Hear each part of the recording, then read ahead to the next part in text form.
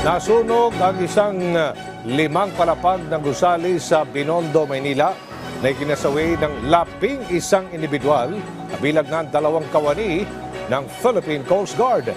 Si Benji Durango sa sentro ng balita live. Aljo, nandito nga tayo ngayon sa Carvajal Street at yung iskinita na yan na nakikita nyo ngayon sa aking likuran na puno ng mga pulis, na mga bumbero, yan yung mahabang hilera ng mga tindahan sa pagitan ng Yuchenko Street at ng Quintin Paredes. At dito naman sa aking kabila, makikita nyo yung gusali, yung 5-story building na nasunog kaninang umaga. 11 katao ang nasawi sa insidenteng yan. Medyo sketchy pa ang kaganapan, pero ikukwento ko sa inyo ang mga impormasyon na ating nakalap mula kanina. Umalingaw-ngaw ang sirena ng bumbero mag-alas 7 ng umaga kanina.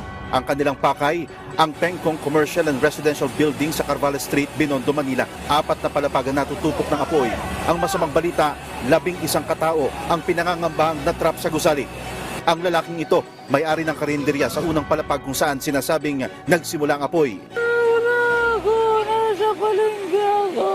Hindi pa makausap ang lalaki dahil ang kanyang asawa kasama sa mga natrap sa mga kwarto sa 2 hanggang 3 palapag na siya rin ang may-ari. Siya po yung asawa nung natrap din sa loob doon sa karinderya. Saka may mga border na nandun sa loob na hindi nakalabas. Nandun pa sila? Rescue ba sila?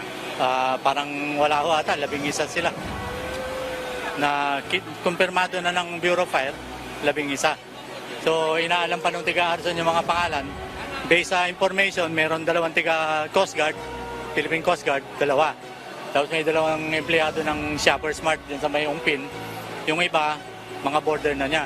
Isang off-duty na si Q ang sumubok na apulahin ng apoy pero hindi niya kinaya. Nagtaka na lang po ako bakit nagtakbuhan po yung sa tabi namin, sa kantin. Sabi ko bakit ang nangyari. Pagtingin ko nga po, ang laki na ng apoy. Ngayon po, responde po sana ako, kukuha kong basahan para takpan yung LPG, huli na po.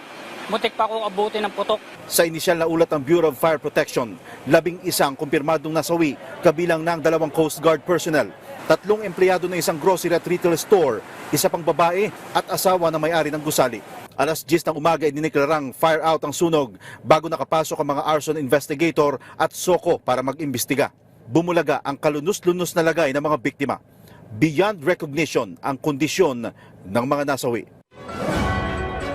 Aljo, ko itatanong ninyo kung wala bang fire exit dito sa gusaling ito. Makikita nyo dito sa may bahagi ito ng gusali, itong ladder na yan ang magsisilbing fire exit ng mga residenteng kung sakaling matatrap dyan sa gusaling yan. Hindi yan nagamit sa kasagsagan ng sunog kanina at matapos nga ang 2 oras ay agad din namang naapula ng mga bumbero. Isa-isa nang inilalabas ngayon ng mga ambulansya ang mga kadaver para dalhin sa punerarya habang inaantay naman natin ang opisyal na pahayag ng BFP tungkol sa naganap na sunog. Aljo. Alright, maraming salamat Benji Durango.